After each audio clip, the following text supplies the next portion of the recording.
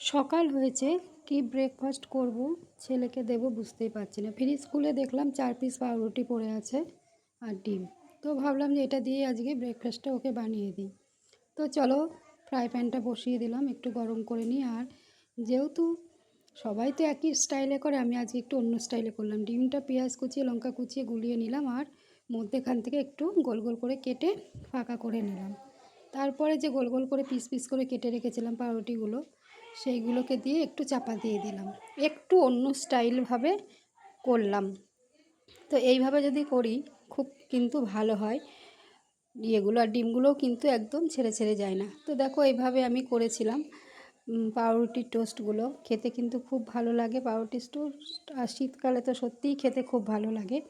তো তোমরা কে কে আমার মতো এরকমভাবে বানিয়ে খেয়েছো অবশ্যই কিন্তু কমেন্ট করো।